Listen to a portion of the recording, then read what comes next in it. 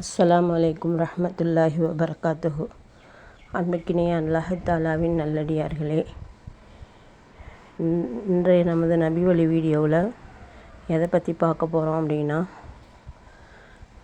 உலகமே வருத்தப்படக்கூடிய அளவுக்கு நடந்த இந்த அகமதாபாத் அப்படிங்கிற ஊரில் நடந்த ஒரு விபத்து.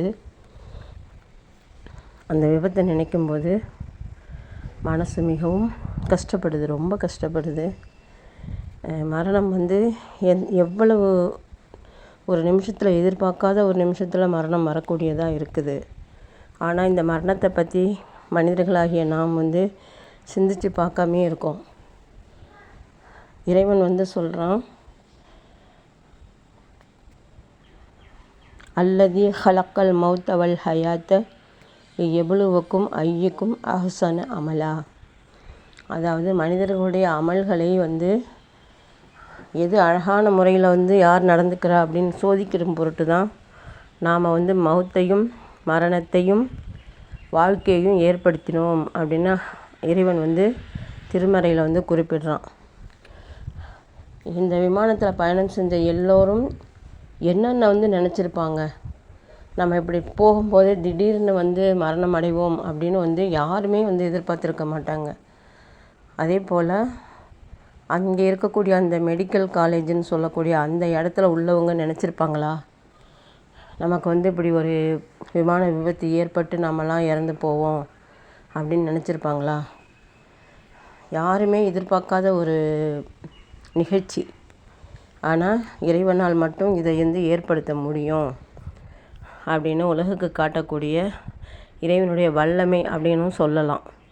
இருந்தாலும் அதிலிருந்து ஒரு மனிதர் உயிர் பிழைச்சி வந்திருக்காரு அப்படிங்கிறதும் கூட இறைவனுடைய ஒரு வல்லமை தான். அவனுடைய சக்திக்கு ஒரு எடுத்துக்காட்டு அப்படின்னு தான் நினைக்க தோணுது. ஆனாலும் மனது மிகவும் இதிலேருந்து மீள முடியல. அந்த அளவுக்கு ஒரு துக்ககரமான செய்தியாக இருக்குது. மனது கஷ்டப்படக்கூடிய செய்தியாக இருக்குது. இதை அவங்களுடைய குடும்பத்தினர் எல்லோரும் எந்த அளவுக்கு கஷ்டப்பட்டிருப்பாங்க, வருத்தப்பட்டிருப்பாங்க, துடிச்சிருப்பாங்க.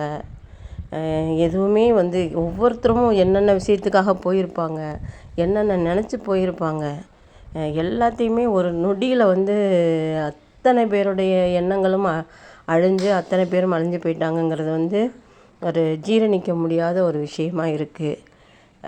அவங்க எல்லாருக்குமே இறைவன் ஆறுதலையும் அவங்களுடைய குடும்பத்தினருக்கு மனசாந்தியையும் ஏற்படுத்தணும் அப்படின்னு நாம் பிரார்த்தனை செஞ்சுக்கிறோம் இறைவன்கிட்ட. இன்னும் இந்த மாதிரியான ஒரு நிகழ்ச்சிகள்லாம் நடக்கும்போது நம்ம சிந்தித்து பார்க்கக்கூடியவங்களாக இருக்கணும். மரணத்தை பற்றி சிந்தித்து பார்க்கணும். எப்படி இந்த மரணம் வருது, இந்த மரணத்துக்கு பின்னாடி நம்ம என்ன செய்ய போகிறோம், இதையெல்லாம் நம்ம சிந்தித்து பார்க்கக்கூடியவங்களாக இருக்கணும் இன்ஷா அல்லாஹ். அது மட்டும் இல்லாமல் இறைவனையே நம்ம சிந்திக்கக்கூடியவங்களாக இருக்கணும். நிறைய மக்கள் இறைவனுக்கு இணை வைக்கக்கூடியவங்களாக இருக்கிறாங்க. அவர்கள் அனைவருக்கும் இறைவன் ஹிதாயத் தன்னும் நேர்வழியை காட்டணும்னு அதுக்காகவும் நான் இறைவனிடம் பிரார்த்தனை செஞ்சுக்கிறேன். இது உலகத்திலேயே ஒரு நரகம், மறுமையில் தான் நரகம்னு சொல்லுவாங்க. அதாவது நம்மளுடைய செயல்களை கேள்வி கணக்கு ஏற்படுத்தி அதுக்கு பின்னாடி தான் நம்ம சொர்க்கம் நரகம் அப்படின்னு பிரிப்பான் இறைவன் அப்படின்னு சொல்லி நம்ம திருமறையில் ஓதியிருக்கோம்.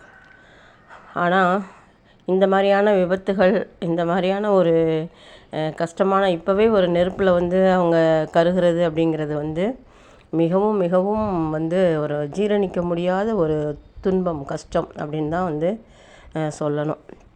அதனால் மக்கள் அதிகமாக சிந்திக்கக்கூடியவங்களாக இருக்கணும், நேர்வழி பெறக்கூடியவங்களாக இருக்கணும், மறுமையை பற்றி சிந்திக்கக்கூடியவங்களாக இருக்கணும். முக்கியமாக அதுதான் நம்ம இறந்ததுக்கு பின்னாடி நம்மளுக்கு ஒன்றுமே இல்லை அப்படின்னு நினைக்கக்கூடிய ஜனங்கள் அதிகமாக இருக்கிறாங்க. ஆனால் நம்ம இறந்ததுக்கு பின்னாடி தான் நம்மளுக்கு வாழ்க்கையே இருக்குது அப்படிங்கிறது உண்மை, நிதர்சனம். அதுதான், அதை தான் இறைவன் சொல்கிறான். மரணத்துக்கு பின்னாடி நான் உங்களை கண்டிப்பாக நீங்கள் செஞ்ச ஒரு விஷயங்கள், உலகத்தில் என்னென்ன விஷயங்கள் செஞ்சீங்களோ அதுக்கெல்லாம் நான் உங்கள்கிட்ட அங்கே கேள்வி கணக்கு மூலமாக வாங்குவேன் அப்படின்னு சொல்கிறான் அல்லாஹ் தஆலா.